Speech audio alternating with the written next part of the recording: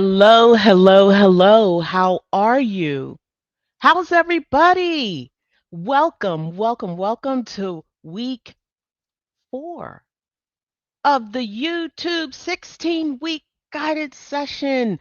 I am excited that you're here. I'm excited Mr. Sandeep he's up here with me. I usually don't see him.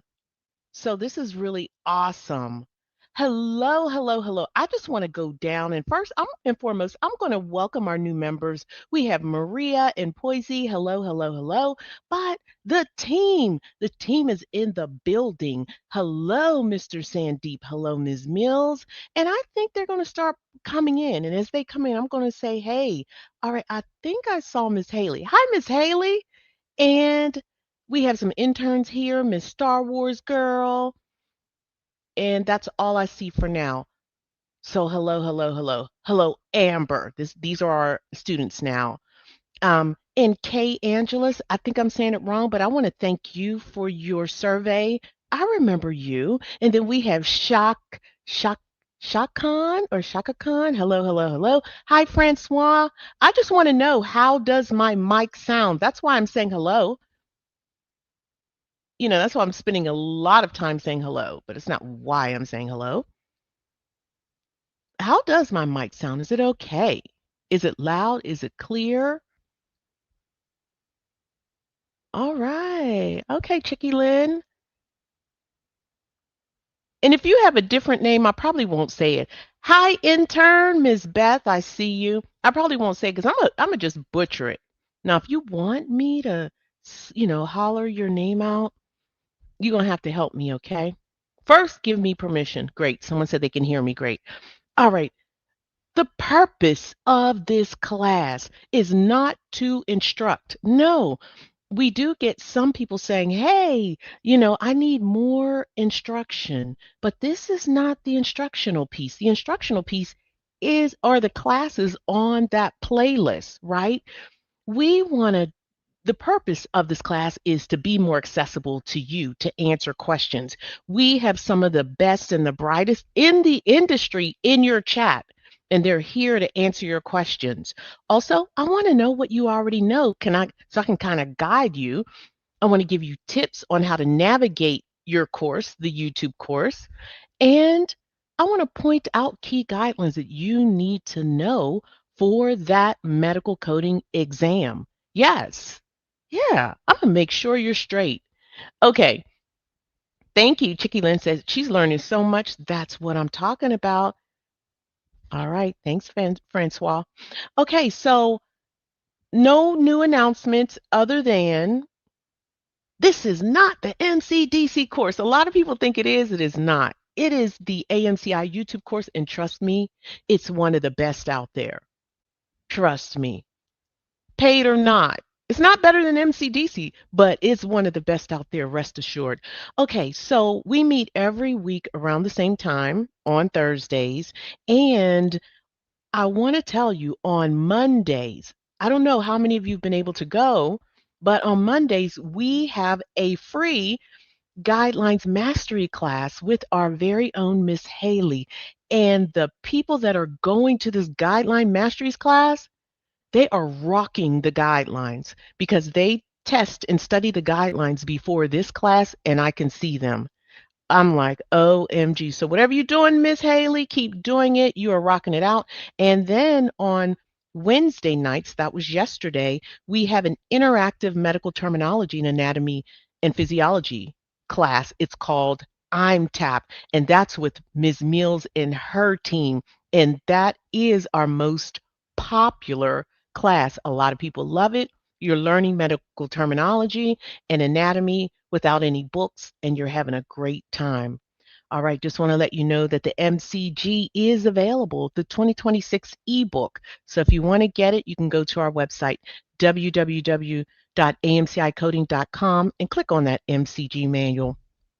Now, just want to remind you, a lot of people are asking, how do I sign up for the YouTube course? So you go to our website, www.amcicoding.com, YouTube course, right there. Boom. And after you click that link, you'll just read the overview, then click the enrollment form, and click on the syllabus. Now, I recommend that you enroll for two reasons. Number one, every Monday, Sunday or Monday, we send you an email letting you know what's going on, like a little reminder to help keep you accountable. We will not email you a lot about sales and signing up for this and that. We're only going to do it on Mondays. But I have to tell you, at the end of the year, we do have our biggest sale of the year. I will email you because you know what? A lot of people want it. Our MCDC course is 50% off. So don't mean to bombard you, but at the end of the year, that's the only time. All right. A lot of people get mad because they don't know. So we do have to tell you. So just enroll here and then click on your syllabus and get started. Now, this is from your syllabus. In order to get to class every day on your syllabus, we have the links. Only weeks 1 through 8 are there because I just don't like to inundate people. 9 through 16 will appear a little later, but just click on the link, boom, you can RSVP for this class. Down below, you'll see on the screen after you click the link, this notify me button. Click that notify me button and you have RSVP'd. My advice, click all of them at the same time. Just click them all, boom, boom, boom, boom, and you're good. You don't need us to remind you. Now, textbooks. Textbooks are also on your syllabus. Just under required textbooks, you can find it. Now, for today's class, you're going to need your ICD-10 CM, and the MCG manual is very helpful too. All right? But MCG manual, do what you can afford. It is costly. It is. And if you want to save money, I say get the 2025. And if you want to save any more money, if you already have the 2025, do not buy the 2026. Yes, there are changes, but I think you can save a lot of money. And the changes aren't that significant. All right, so Discord, the instructions on how to join Discord are on your syllabus. So go and take a look at it. Now, this is what you should have already completed for week 4. For this class, you should have done the week 4 work already. And it's all in order. We're following the same flow. So I'm not going to read it line by line. I'm going to focus on what we need to focus on. And that's, kind of doing the work. But I do want to tell you that the playbacks, if you want to watch or look at the playback, you just click on the green buttons because this is your playlist. And this is what it looks like. So playbacks from this class are on your playlist. And they're going to have this pretty green and blue button, and they're placed where they should be. And if they're not where they should be, sometimes they fall out of place. Sometimes they do. So we have to keep an eye on this playlist. Just scroll all the way down to the bottom and maybe it hit itself there, but they should be in order as the class takes place. So there's nothing for week 4 yet because this class is not over. All right. All right. Now, just want to show you that the MCD, a lot of people are thinking that the gold YouTube course, people that have the gold online course, they get an LMS and their work is here in in their LMS, their learning management system. So their learning is managed. They're not using a syllabus. The only difference between your course and their course is theirs is managed. There's two things. And the other thing is we did give them some quizzes. So we gave them quizzes in many of their modules. Now, this gold course is not the MCDC course. That is our flagship course, right? And so I kind of did a side-by-side comparison just so you know. Both courses, the YouTube course and the MCDC course, both give you comprehensive medical coding instruction. They both prepare you for the exam, the medical coding exams, the CPC and the CCSP for the YouTube, and the MCDC prepares you for all 3. Now the cost, the YouTube course is free and the MCDC is paid. Now the primary platform is YouTube for YouTube, but if you're gold, you have your LMS, and the MCDC has their own LMS. The foundational depth is strong for your course. The MCDC, the foundational depth is deeper, and you have tons of private lectures. Like I walk you through certain guidelines, and my instructors do too. The live webinars are limited. The MCDC students have 5. They can attend 5 a week, different ones that we have scheduled. The instructor access is limited to this webinar, this live. And MCDC students, theirs is either immediate when they're in these 5 sessions, or within 24 hours, we're responding to them. So specific updates, they're limited with YouTube, because once we upload that video, that is that video. Whereas the MCDC, their updates and instructional videos are continuous. A certificate of completion, yes, if you're in the gold course, you get a certificate of completion. MCDC students get a certificate of completion worth 80 credit hours, and that's good for the CPCA removal. And we have some other perks too, job assistance, internships, and much, much more. I just didn't want to kind of overdo it.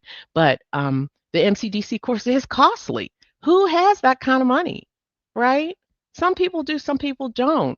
But if you want access to the AMCI private lectures, again, this course is only YouTube lectures, and the gold course is only YouTube lectures. But if you want the private lectures and you can't really afford the MCDC, I would select that a la carte. We offer a la carte courses, and they're inexpensive. They're $59.99 a month. You just use what you need, and that's the route I would go. So we have part 1, 2, 3. Oh, let's go back.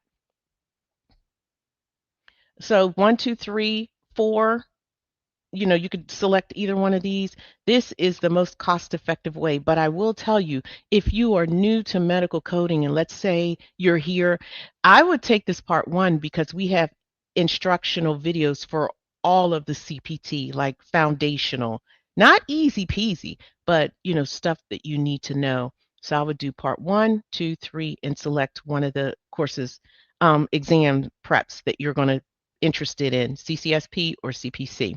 Now, my honest take, this is a great complement to the free course. It is. It's a great complement. You have access to all of the AMCI public and private lectures. But look, I started typing and then I kind of stopped. I don't think this is great for people who need to have access to all of the material at one time. Yes, you can buy all of them at one time and kind of go back and forth, but uh, um, it's not optimal. We have this bundle. I suggest that you do that. And it's not great if you need AMCI instructors and you need all the other perks. So that's it. So sorry about that. I got sidetracked. All right, so I'm done with that. Now let's get into this instruction. Let's do it.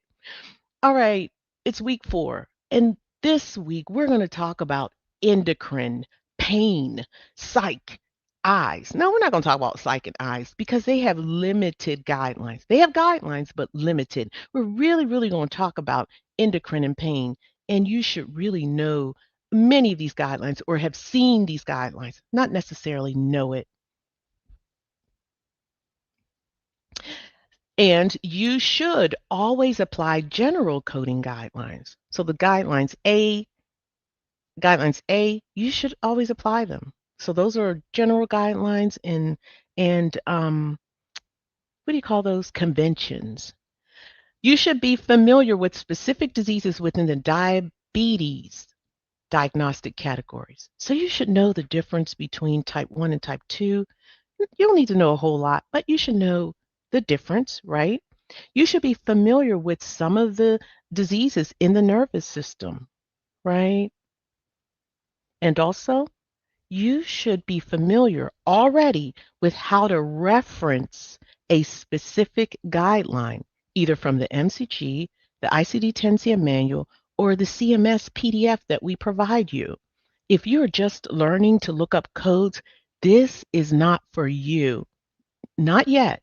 But if you'd like to stay, please stay. All right. So this is an advanced discussion, right? So there's a perception or presumption that you've already learned how to look up codes. All right. Now let's go ahead and review. All right. So put your answers in the chat. This is true and false. If the provider documents diabetes mellitus and neuropathy, but does not specify a linkage between the two, the coder should not assume neuropathy is related to diabetes. True or false? What say you?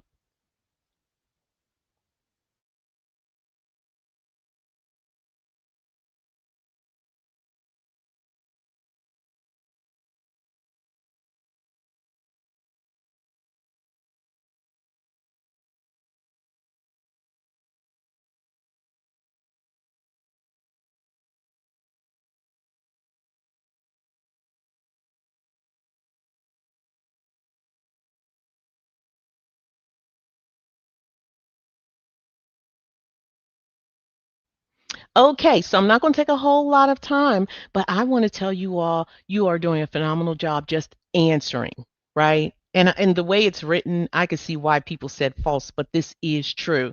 This is true because you should never assume that anything is linked. There are some guidelines that actually tell you to assume. Like when we get to circulatory, the guideline's going to say, hey, the causal relationship is presumed.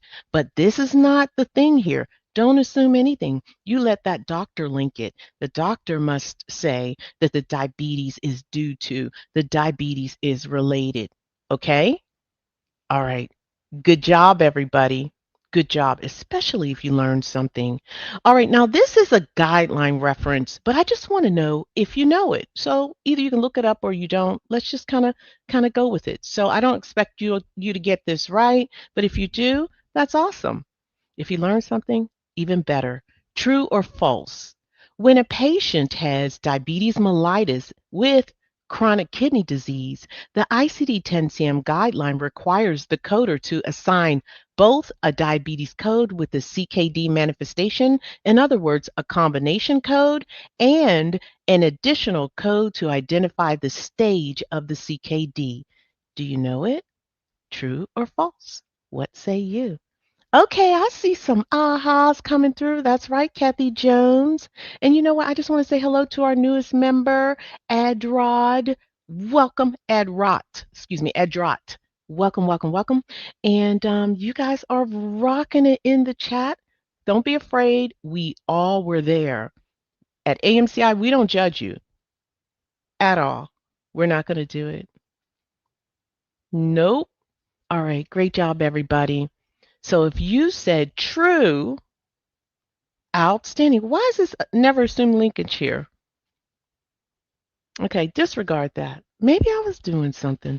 But anyway, when a patient has, diabetes and, CKD, yes, you will use a combination code and you also code that stage. All right, we got another one. True or false? According to ICD-10-CM guidelines, if a patient uses insulin but the type of diabetes is not documented, long-term use insulin code Z79.4 should be reported with type 1 E10.9 because it is insulin-dependent diabetes. True or false? What say you?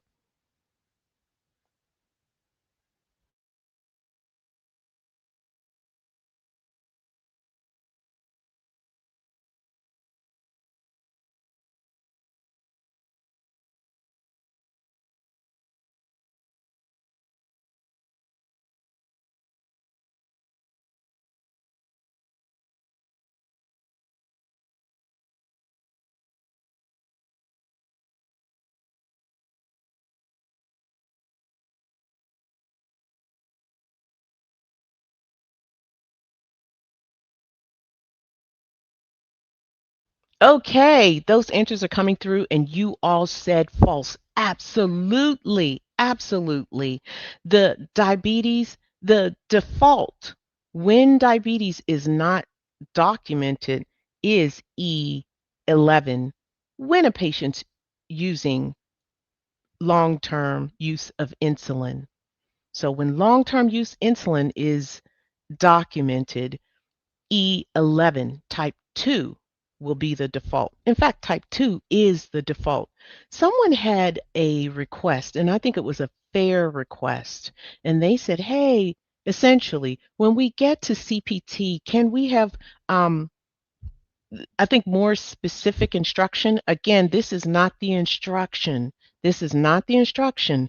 On your playlist is the instruction. So what I need you to do is click on your syllabus and check out the instruction for CPT. All right. That was a great question. It was and suggestion, but we've already done it. All right. So the answer is false, and hopefully you all understand that if you didn't get it correct. And this is the guideline that I was referencing, guideline IC483. When diabetes mellitus and the use of insulin, when it's not documented, you have to sequence first E11, that's type 2, followed by your insulin.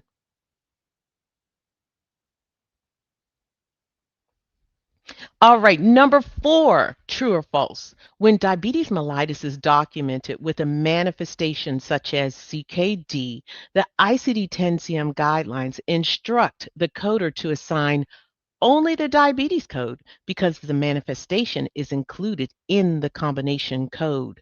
What say you? This is kind of tricky, and I'm going to tell you why it's tricky. The part after because the manifestation is included.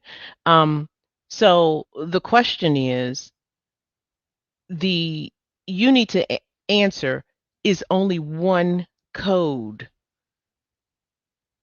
required? Is it true or false that you assign one code? I don't like that because the reason, but do you assign one code or nah? True or false?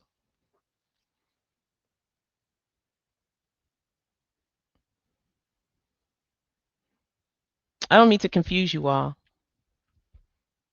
So is it true that you assign one code or false? Yeah, what say you? And you all are rocking it. Jeanette, Yvonne, K for kitchen. You know what? I think I've seen you once, or maybe acknowledged you once, but welcome, welcome, welcome. Kenyo, hello. Okay, Kathy Jones again. Mrs. Serious About Meals, you guys are rocking. The answer is false. False. Absolutely. You assign more than one code. If someone has CKD, you're going to always assign the stage 2. Yes, there is a combination code, a diabetes or diabetic combination code, but you're also going to have to assign that CKD. So that's why it's false. Outstanding. And also, when you look up these codes, specifically diabetes type 2, CKD, it tells you use an additional code to assign for to account for the stage. And I'm going to tell you, these instructional notes are gold. They're gold. And as far as I'm concerned, that's like tap. Yeah, those are tap.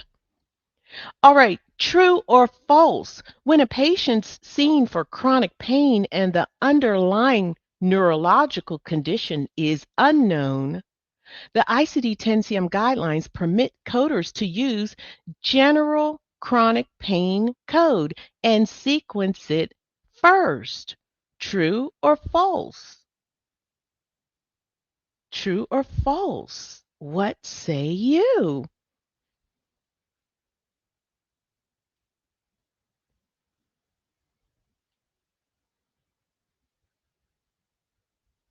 That's right. Everyone's doing a fantastic job.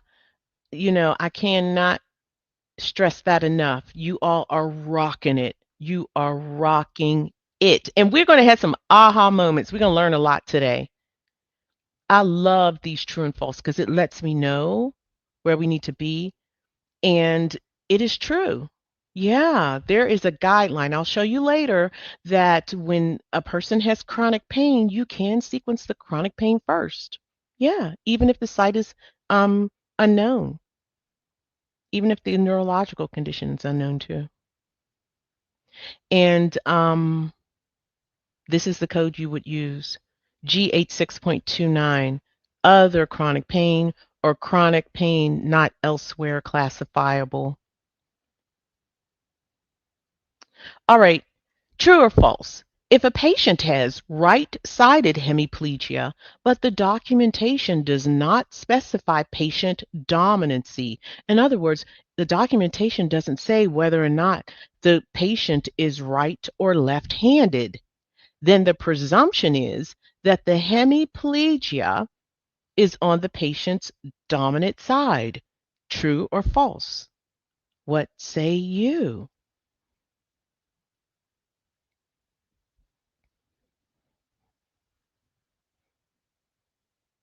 Someone says they need support outside of HCC coding guidelines. You know what? That's true because HCC is so specific, specific to probably where you work. So that is a good assessment. It is. And Miss Beth says she loves seeing all the participation. I know that's right. Okay. So the answer is you guys are rocking this. You are. I just love the fact that you're taking the initiative. The initiative says whether you're right or wrong, the answer is true. Yes, it's true. And I struggled with this before, but I no longer struggle. And you know what? You're not either, because I'm going to simplify this guideline for you. All right. So when dominancy is undocumented, in other words, they didn't say if the patient is right or left-handed. The guideline presumes that the patient is right-handed and follows the right hand rules. I'm going to let that marinate.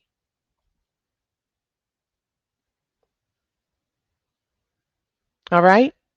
So the guidelines say act like the patient's right-handed. Follow that rule. That's what it's saying. Now, if the patient is ambidextrous, that means they write with both hands, the side of the injury, illness, or disease will be considered that patient's dominant side. So if they had a injury on the left side, they're ambidextrous, right? They write with their left hand. So that is their dominance. Does that make sense? Okay, Lucky. That's what I'm talking about. Yep. And the reason right hand is the dominancy when you don't know is because, like Miss Star Wars Girl said, the majority of the population is right-handed. Yeah, so yeah, we got a bunch of gems in here. Okay, so I got a sidebar gem for you, and try and be able to recognize these codes on site. Try to recognize E10. E10.9, that's diabetes type 1. E11.9, that's type 2. And just so you know, I believe it's Miss Mills. Miss Mills, you didn't kind of confirm it or not, but to know the difference on site, E10 type 1 has 1 1. So type 1 has 1 1, type 2 has 2 1s, right? So on site, you should know that. In fact, while we're doing our exercises, try and remember those, okay? Z79.4, this is long-term insulin. This is treatment. And E66.9 is not relevant today, but it's good to know if you're studying for the CCS. This is good, especially dehydration, being able to recognize E86.0. And just to let you know, if you're taking your CCS, you need to master the ICD-10-CM guidelines, more so than CPT. Just saying. All right, so that's your gem. Just try and remember them. And for this class, try and remember E10 and E11. Now, the sidebar gem for the nervous system, be able to recognize these codes on site. R52, this is pain. It's a sign or symptom. That's a R, right? And also G89.29, this is chronic pain that has not been specified or not been, um, there's maybe it's been specified, but this is the general chronic pain. Even though it's an NEC code, if the doctor says the patient has chronic pain but didn't say anything else, this is the code. I know, was G89.29. It looks like a non-specific code, but it's classified to, you know, other. And also G89.3, this is neoplasm related pain. So you'll need to know that too, not for today's session, but just know that. And why do you need to know that?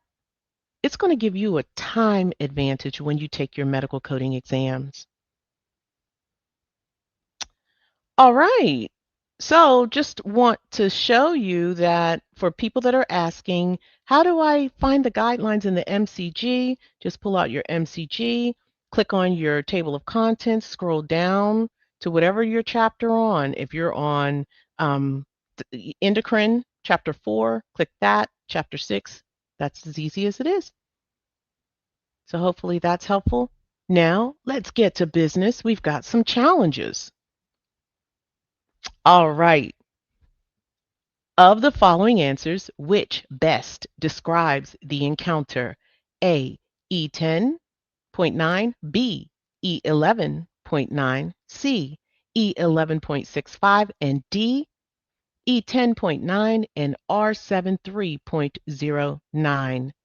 A 60-year-old male has been seen for elevated blood sugar. The provider documents diabetes mellitus.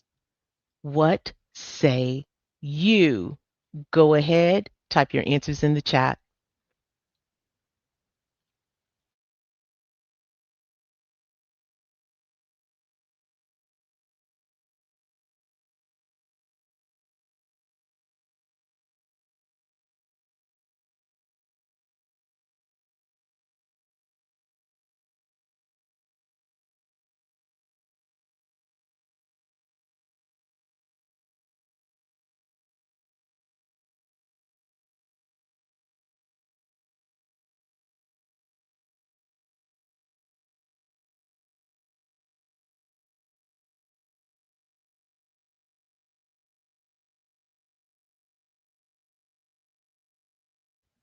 Okay, I know I should have probably come back sooner. Yeah, this is kind of a simple one, and this is one that I wanted you to be able to answer without looking it up.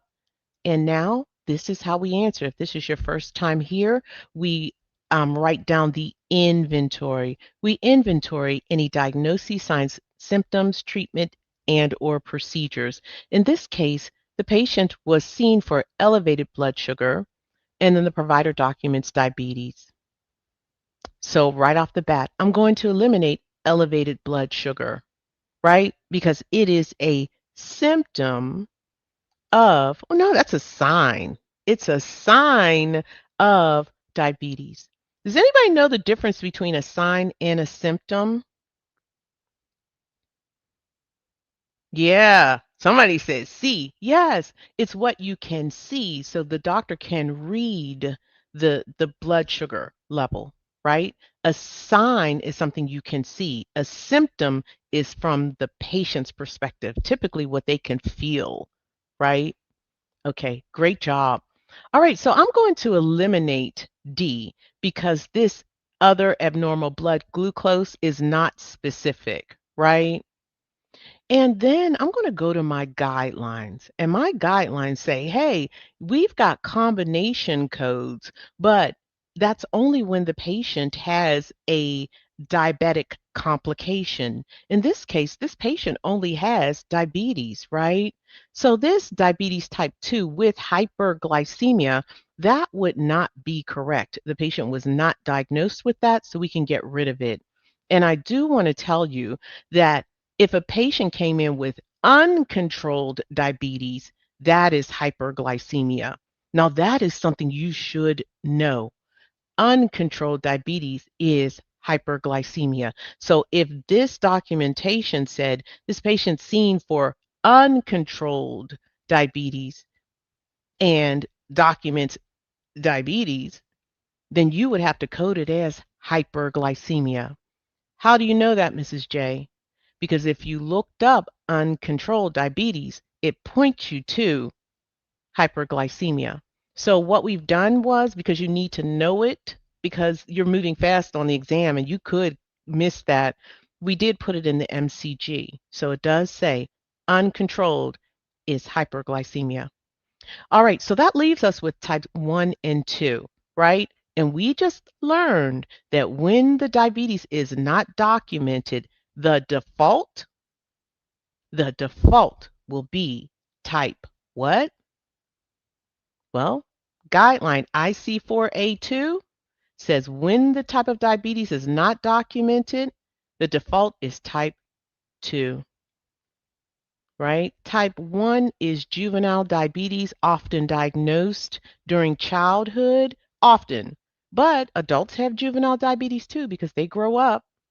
But type 2 is the most common and therefore it is the default.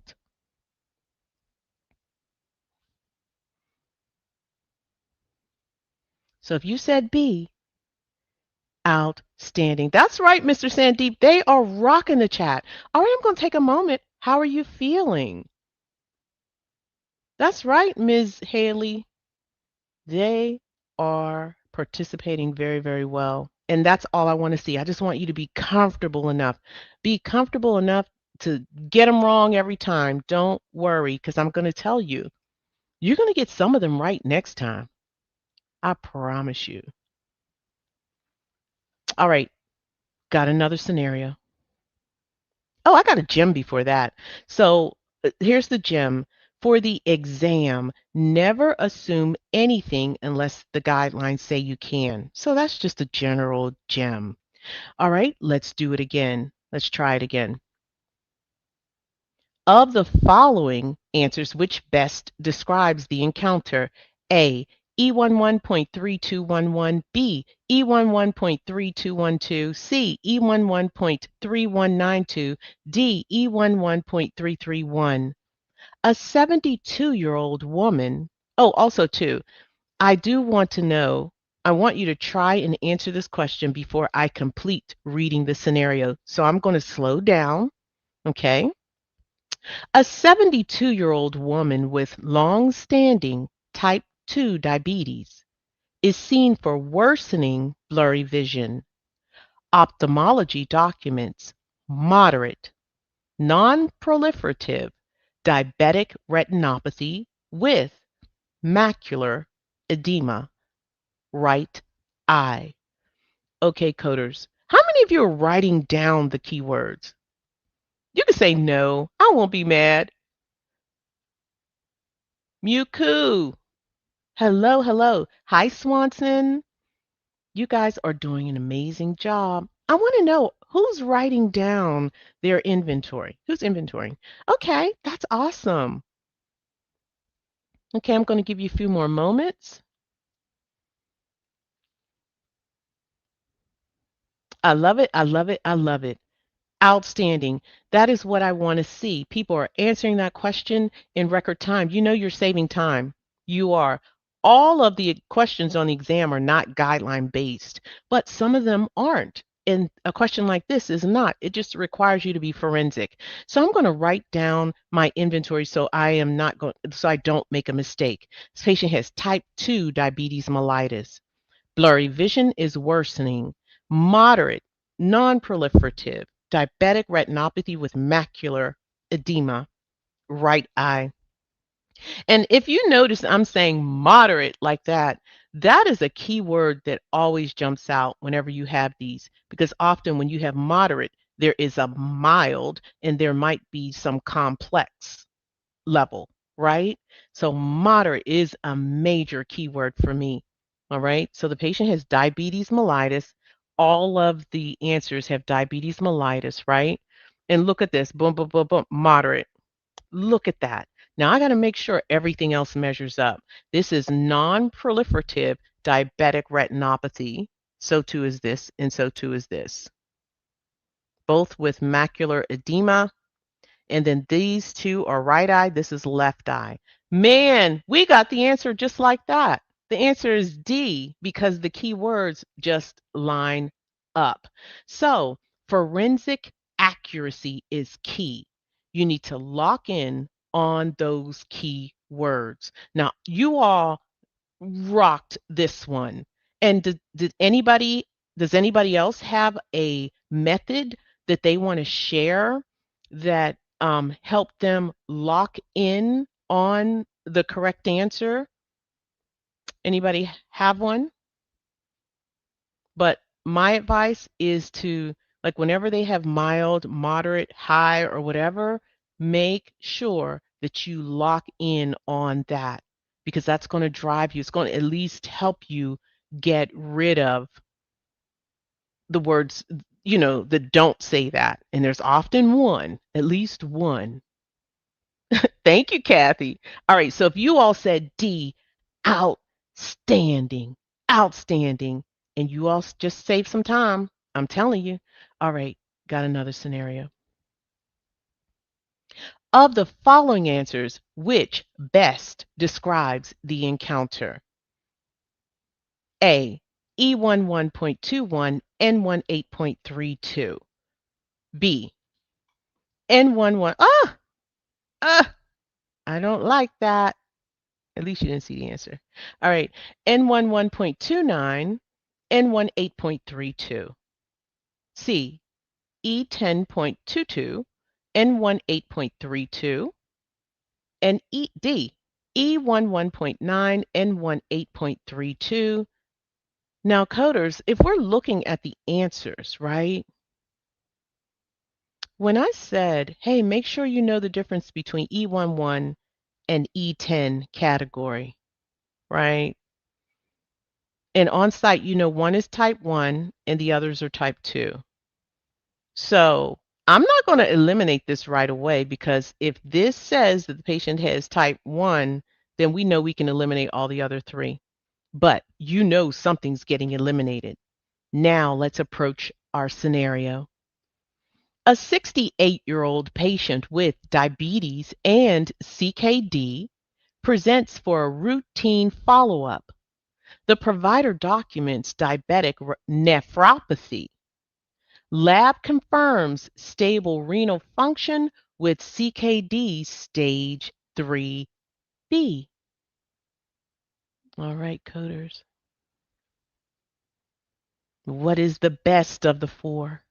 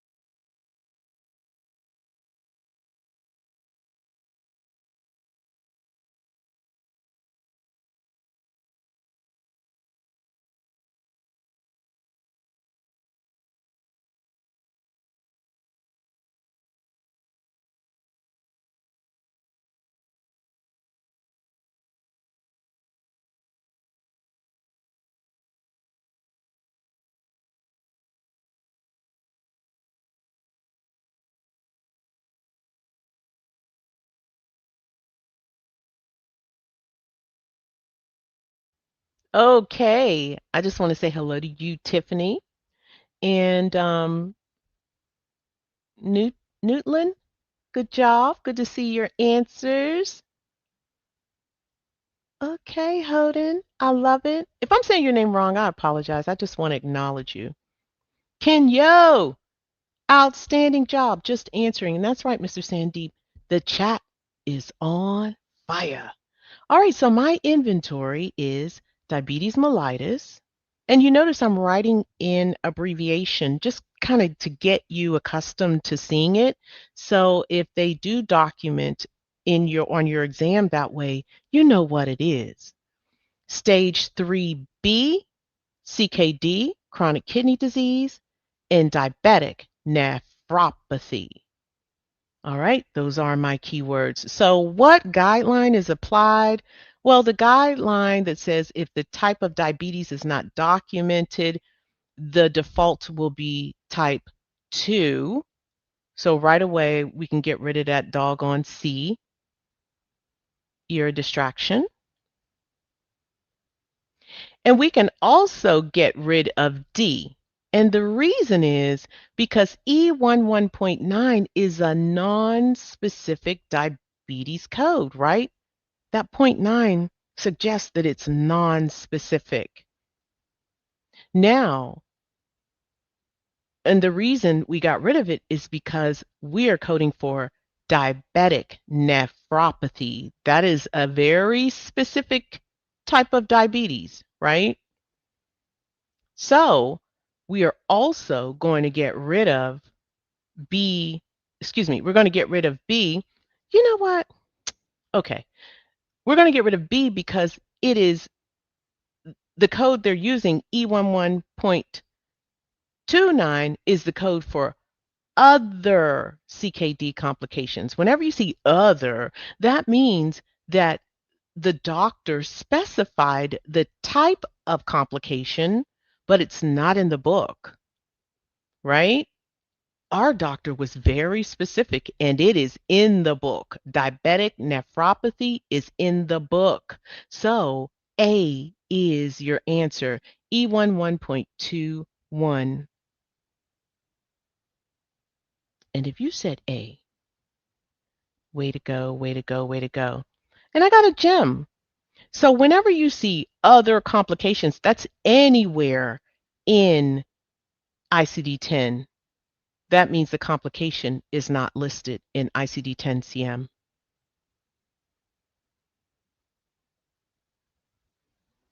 And don't forget to use the diabetes default code when the complication has not been mentioned by the doctor. So you use this when the complication is not documented, or they just have diabetes, right? All right, how are you doing? I just want to take a pause, see how you're doing.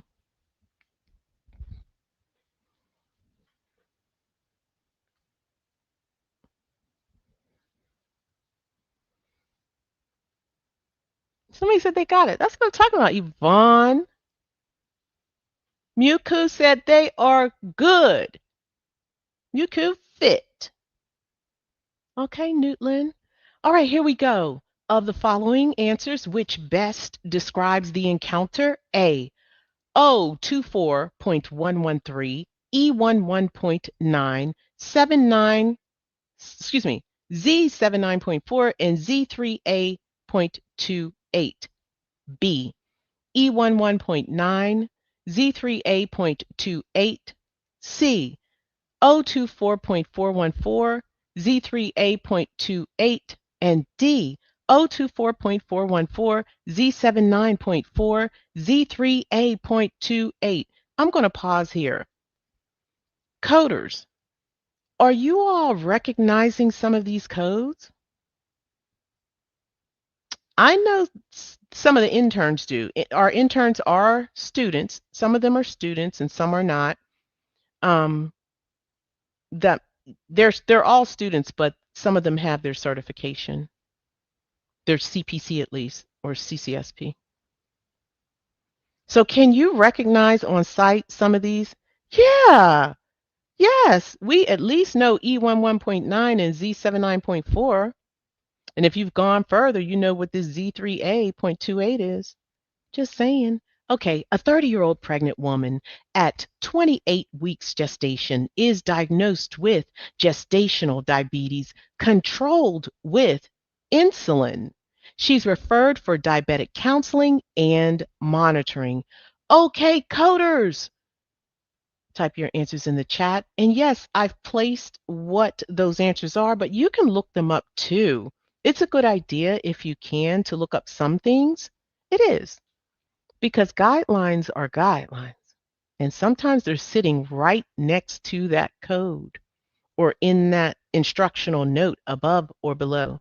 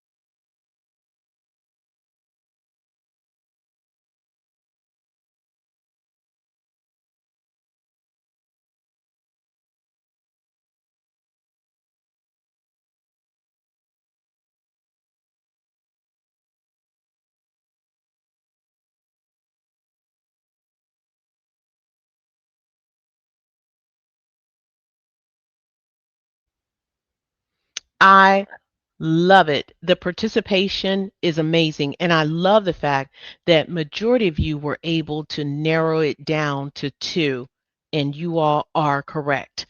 Outstanding. All right. So I'm going to inventory. This is 28 weeks gestation. The patient has gestational diabetes. Type in the chat if you know what gestational diabetes is. Also, this diabetes is controlled with insulin. So I'm going to go reference a guideline. And the guideline I'm referencing is IC484, diabetes mellitus in pregnancy and gestational diabetes. So either it's going to be pre-existing diabetes or gestational. Pre-existing means that diabetes existed before the pregnancy. Gestational, the pregnancy is related to the diabetes. You all are rocking it. So we can answer this question. We have gestational diabetes, not because we're guessing. The doctor says it's gestational, so we're going to have to follow the gestational guideline. And it says you're going to code from 024.4. So we can eliminate some things on site, right? We can eliminate A and B.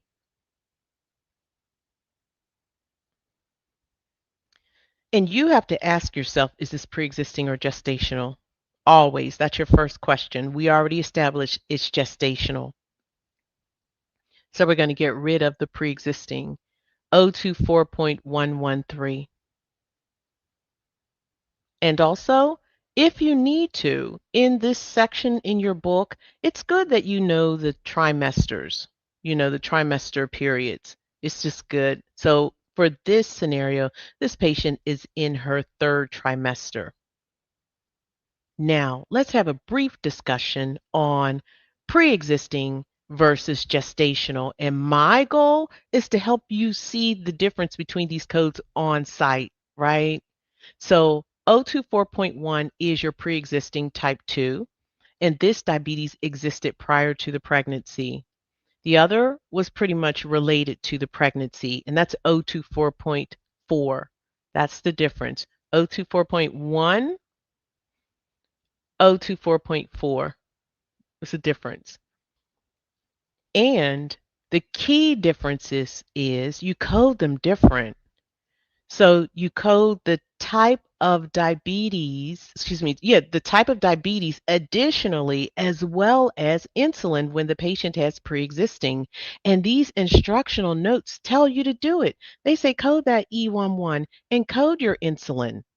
Whereas gestational, you don't code that E11 because the patient doesn't have that, and you don't code any treatment because it's integral. It's built into the code. See? You all with me? So for everybody that said D, lock in. The insulin is integral. So if it's built into the O code, you do not have to code it additionally, right? There it is. So the difference between C and D is coding for that insulin, and C is not. And if you had an aha moment, that's priceless. And if you got it correct, outstanding. You knew your guideline. Way to go, way to go, way to go. And that's kind of typical too. In ICD-10-CM, you don't have to code it additionally if it's integral to the code. Good job. If you have questions, go ahead and type in the chat. And while you're typing, I'm going to tell you about this gem.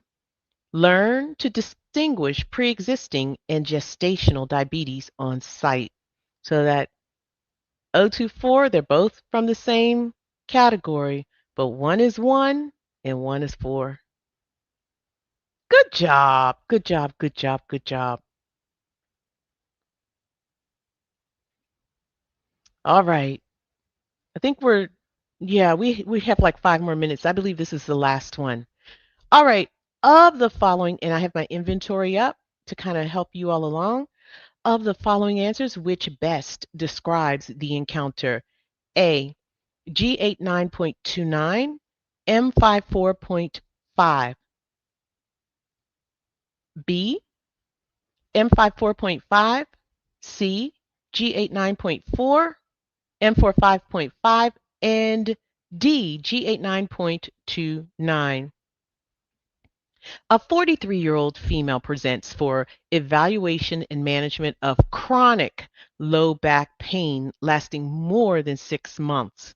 The provider documents chronic pain syndrome due to failed back surgeries. Pain management and behavioral therapy are part of the treatment plan. Okay, coders, what say you?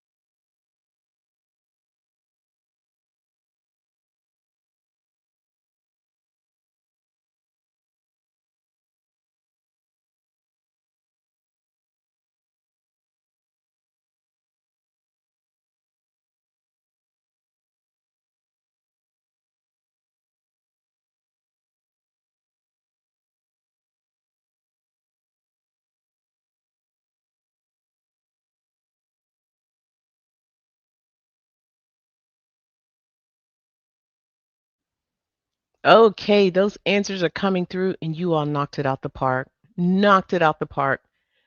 I think we got everyone said the same thing. What? Carolyn, just want to let you know I answered your question. Hopefully you can see it. If you can't, I'm going to ask a team to kind of reach out to you.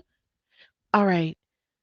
My inventory. We have chronic low back pain, had it for 6 months. That's an indicator that it's chronic.